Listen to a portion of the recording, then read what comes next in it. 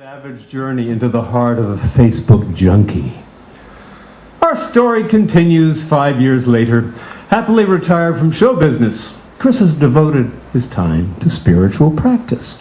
He has taken full tantric ordination and has evolved into a Mahasiddha, the 11th degree, dwelling in the blissful luminescent void.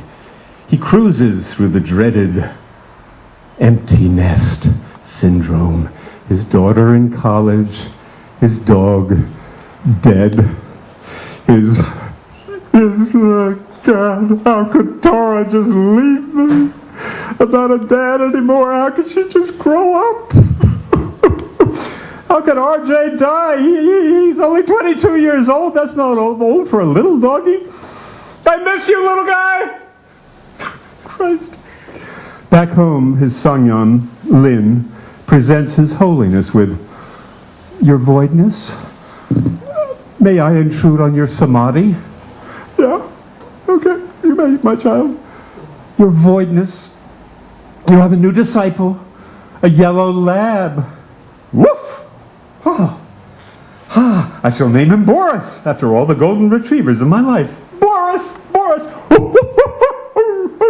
I am so happy." But soon Boris found another, a husky from next door.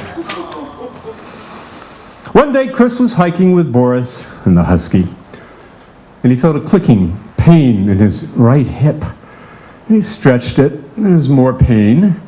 And then he limped down the trail, finding the presence of his awareness in the dimension of pain, agony, and defeat.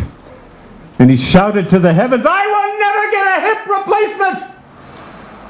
Next day, Dr. Burton gives Chris the news. "Okay, Chris, see this x-ray? Yeah, this is a good, healthy hip. It's your left hip. This hip is really bad.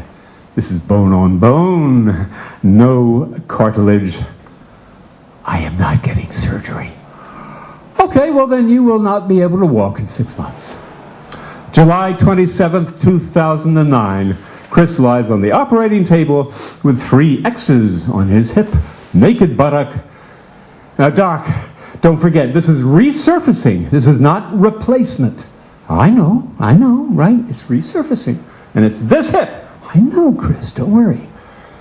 Hip resurfacing is a recent development in surgery, primarily for extreme athletes with excellent bone density. The socket and the ball are resurfaced with titanium.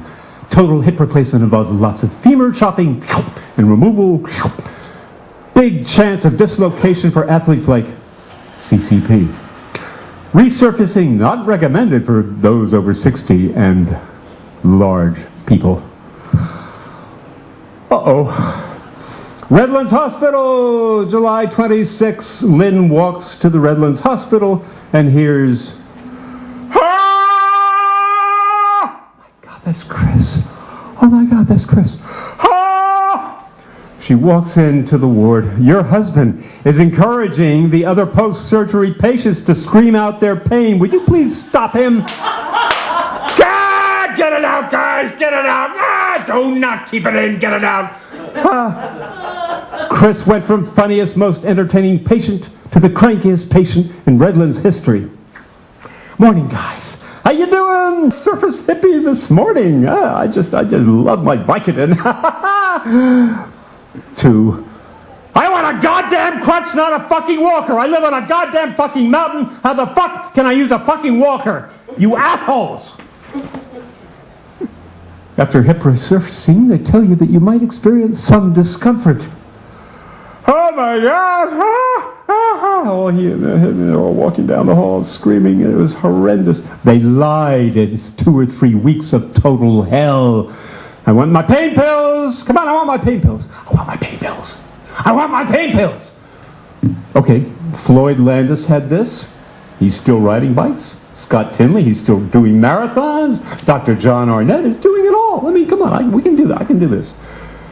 5 days later, Chris is back home, reading the 1,200-page masterpiece, Infinite Jest, by David Foster Wallace.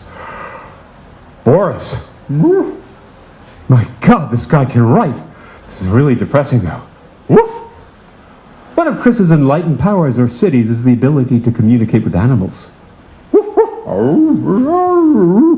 What, Boris? He's dead? Wallace hung himself? Oh my God. Oh my God. In the garage with his dogs watching? Oh God. Chris gets a phone call.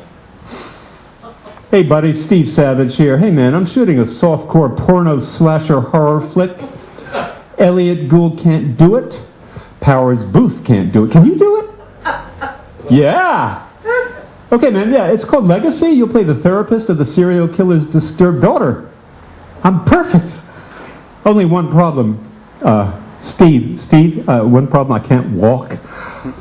That's no problem, buddy. You can use a cane. Cool.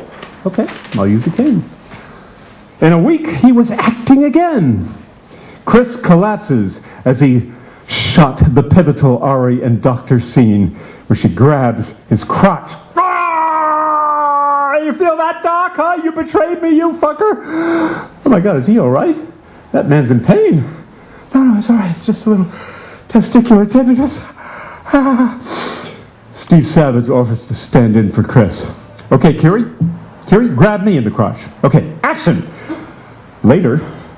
Hey, Chris, you okay? You okay? You sure you are? You on Facebook? Hell no, that's for college kids. My daughter's on Facebook. Nah, Chris, everybody's on Facebook. Look, I can post those great scenes you did. Come on, get on Facebook, man. Okay, maybe Tara can help me get on Facebook. Back home, Boris and Lynn talked to Chris about Facebook. Yeah, Chris, actually, you know, instead of reading Infinite Jest and getting depressed, you could bet on Facebook.